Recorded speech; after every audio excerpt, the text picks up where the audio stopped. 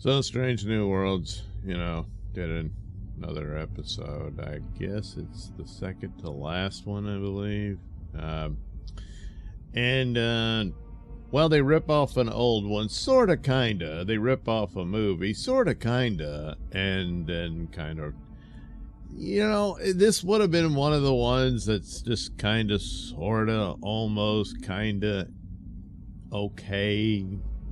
None of them are good. It still stands that the Lotus Eaters episode, I know I've said it ad nauseum, was probably their best episode out of this whole show, But anyway, they did this episode, Terrarium.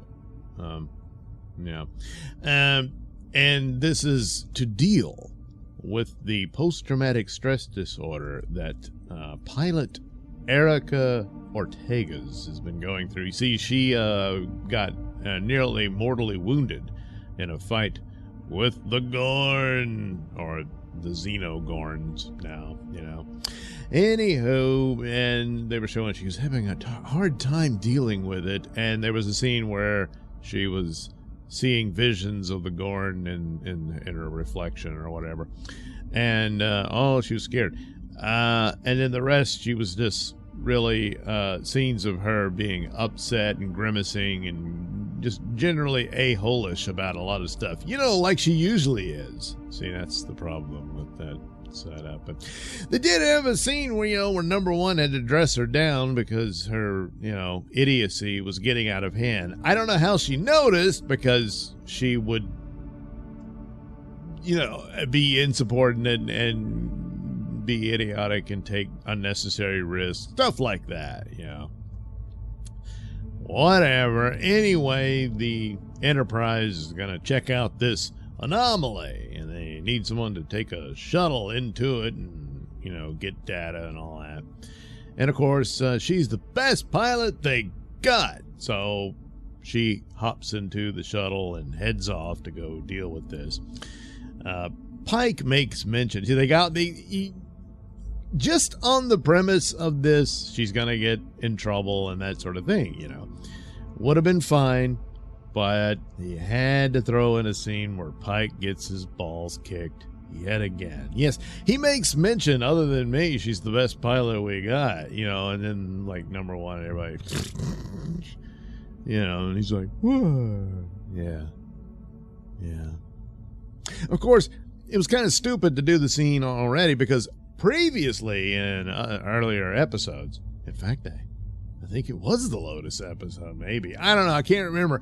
Anyway, she was piloting the shuttlecraft, and Pike was along for the ride, and oh boy, was she really, daredeviling it all up, and Pike was like, hey, slow down. Yeah. But at least he didn't do any barbecue or anything this episode. So she's, doing her mission and everything. And then suddenly a wormhole opens up. Oh, no, she gets sucked into it. And it looks like she's lost. They can't find her. But Uhura won't give up. And they hear a message from her. It's a bit garbled and whatnot. And, well, come on, Captain. We got to try it. And, of course, there's some vaccine for a virus that broke out on some colony, and they got to get it there before it's too late. But they've got a missing crewman, and so Uhura wants to try as hard as she can to find him.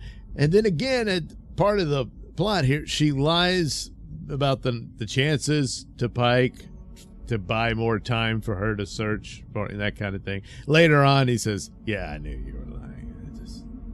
I wanted to find her too. Something like that, Yeah. He says, Spike, you got to get your act together. Your crewmen don't respect you. They just, they like you, but they don't really respect you as their leader. Sometimes you got to, hey, rein that in. The only episode was that found footage episode where they actually had some command structure and that sort of thing, some order to this, powerful starship and all that. Well, whatever. Anyway, she gets lost. Oh no, she's on this world.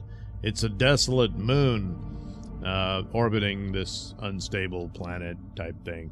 And They don't ever really specify where, and they leave that kind of mysterious. Which quadrant of the galaxy is she in? Or even Spock mentions it could be a parallel universe. Oh, wait, I'm doing Kirk. Never mind. Anyway, so there she is. It looks bad. And she's got to do the survival things and try to figure out how to make water out of the moisture in the atmosphere within the ship, which she does, but I don't think that would last very long. But anyway, she does. And then she's got to go out and look for food and shelter. Well, she's got the shuttle, but she loses that. It collapses into the, I don't know, an earthquake or something. Anyway, well, it looks like there's someone else there. And oh boy, guess what? It's a Gorn. So the Gorn somehow got sucked in the wormhole and crashed on the moon as well. And has apparently been there a lot longer than she has, and has already figured out ways to survive, because there's these nasty giant worm creatures that come out of the ground, and they'll slice you up, unless you get them first, with which the Gorn does, and they have to eat the worms, I don't know, balls or something, raw. Although Ortegas figures out how to cook it later. So anyway, it's just one of these basic stories. Now, Enemy Mine, same type of situation. Next Generation, sort of this, where the enemy and two enemies are trapped together and they've got to figure out how to survive and stuff. So it's a trope that's been repeated. So I don't really think you can dog them completely just for that alone. And that this is a means by which she comes to terms with her fear of the Gorn, after her battle experience. Now she's getting to know this Gorn, and eventually they're able to communicate and all this stuff. So, oh boy, it's a sweet story. Eventually they figure out how to rescue her by plunging the Enterprise into the wormhole. Now, using its shields, they could stretch open the wormhole's opening. Yeah, sure. And then they beam down the rescue crew. When they arrive, they find Erica, but then out pops the Gorn right behind her out of the tent that they were sleeping in. And of course, the Lady Khan land, immediately orders everyone to open fire, and they kill the Gorn. Yeah. So Erica's like, no. But she gets over it a few minutes later, She says, well, Lon's my friend too, It was all a misunderstanding. It's too bad, but hey, what are you going to do? Sure. But at the moment this happened, something extraordinary occurs. Well, all the while she and the Gorn were on there, there was this mysterious light in the distance, and they began to suspect there was someone else on the moon. Well, they weren't wrong. But who was it? What was it? But eventually you find out. So they do this. Sure, they ripped off Enemy Mine and that sort of thing, because the show just rips off other stuff all the time. Sometimes Star Trek as well. But a lot of times it's other stuff. The Gorn, they've stole top to bottom from Alien and all that sort of thing. So, it's pathetic, but they do it. But here is just sort of a plot, like I said, has been repeated. And had they just left it at that, like they beam back and, she's got a problem with Lon now. She's just like, damn it, and now she's got a whole new problem. So I guess her PTSD's over and that kind of thing. But you could have left it at that. It would have been better than what they do. Couldn't leave it alone. No. So the mysterious light was the Metron.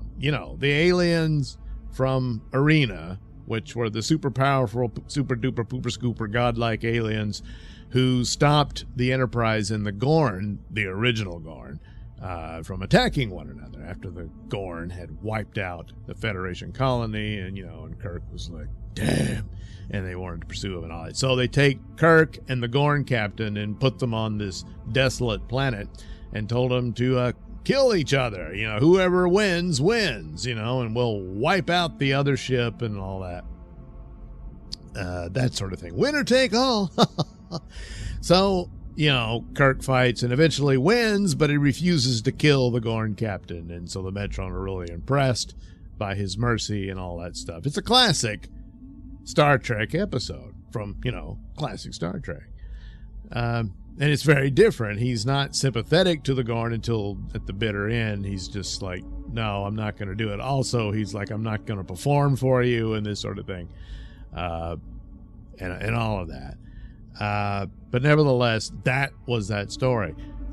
So they had to bring the Metron in here to do this setup as if this is an ongoing experiment by them, and they will do this again later on with Kirk and the Gorn. Now, granted, as I've said, they've already established way too many things to say that this is an actual prequel to the original Star Trek. It is not.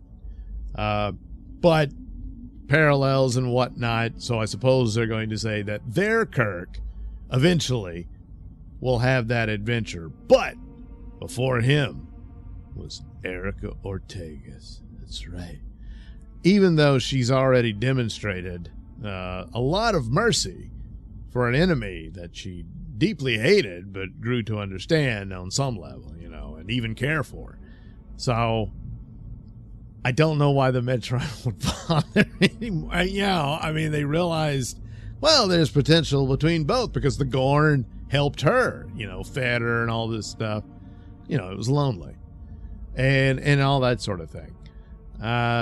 So what would be the point for the Metron to continue on? I mean, they give this BS explanation for their, observation and all that sort of stuff. But I don't know. Do you do it to every member of Starfleet and every Gorn you find? And no.